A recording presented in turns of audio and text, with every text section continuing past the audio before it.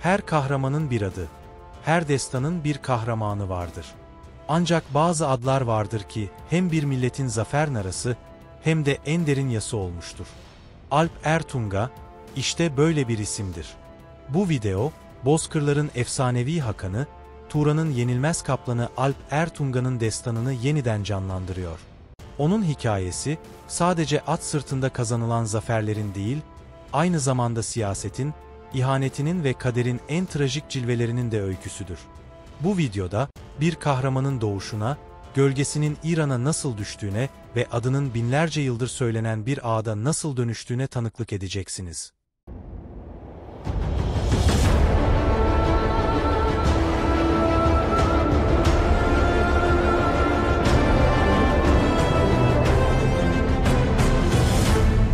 Güneş, Orta Asya'nın engin bozkırları üzerine bir kalkan gibi doğduğunda, Alp Ertuğrul otağının önünde durmuş, gözlerini ufka dikmişti. Rüzgar, binlerce atın ve sayısız çadırın üzerinden geçip onun örgülü saçlarını ve yıpranmış kaftanının kenarlarını dalgalandırıyordu. Bu rüzgar onun nefesi, bu topraklar onun bedeniydi. O, sadece Turan'ın hakanı değil, Bozkır'ın ta kendisiydi. Adında 3 büyük ruh taşıyordu. Alp'ti, çünkü bileğindeki güç ve yüreğindeki cesaret, en amansız savaşlarda bile ona zaferin kapısını aralamıştı. Erdi, çünkü sözü kanun, duruşu adalet demekti. En basit göçebeden en namlı komutanına kadar herkes onun önünde saygıyla eğilirdi. Ve Tungay'dı, avını sessizce izleyen, tek bir hamlede düşmanının şah damarına atılan o efsanevi, yırtıcı kaplanın ruhunu taşıyordu. İran'ın verimli topraklarından gelen elçiler, onun için barbar diyorlardı.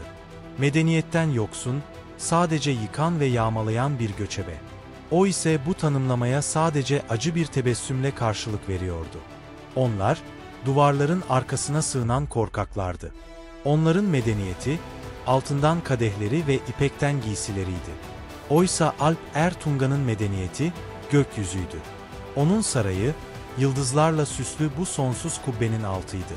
Onun halkı, at sırtında rüzgarla yarışan, özgür ruhlu bir milletti. İran, güneyde bir çıban gibiydi. Sürekli büyüyen, sınırlarını zorlayan ve Turan'ın çocuklarını tehdit eden bir çıban.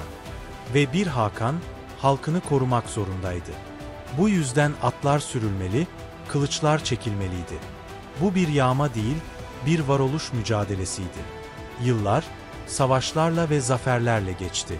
Alp Ertuğrul'un adı artık sadece Turan'da değil, İran'ın kalelerinde bile bir fısıltıya, bir korku masalına dönüşmüştü. O, kuzeyden gelen amansız fırtınaydı. Ancak en büyük fırtınalar, en sakin havalarda kopmaya başlar. İran Şahı'nın oğlu, onurlu ama saf Prens Siyavuş, babasının gazabından kaçıp ona sığındığında, Alp Ertuğrul onda bir düşmanın oğlunu değil, Bozkır'ın kanunlarına sığınan bir misafiri görmüştü.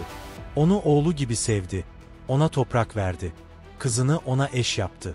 Turan ile İran arasında belki de ilk kez bir barış filizlenebilirdi. Fakat sarayındaki fitne kazanı, bu filizi daha yeşermeden kökünden kopardı. Kumpaslar, yalanlar ve kıskançlıklar, Alp Ertuğrul'un kalbine şüphe tohumları ekti. Siyavuş'un bir hain olduğuna, İran ile işbirliği yaptığına onu inandırdılar. Bir hakanın en zor anı, yüreğiyle aklı arasında kaldığı andı. Ve o gün, aklı galip geldi. Devletin bekası için, sığındığı o misafirin, damadının, oğlu gibi sevdiği Siyavuş'un katline ferman verdi. Siyavuş'un kanı Turan toprağına düştüğünde, Alp Ertuğrul bunun sadece bir adamın ölümü olmadığını biliyordu.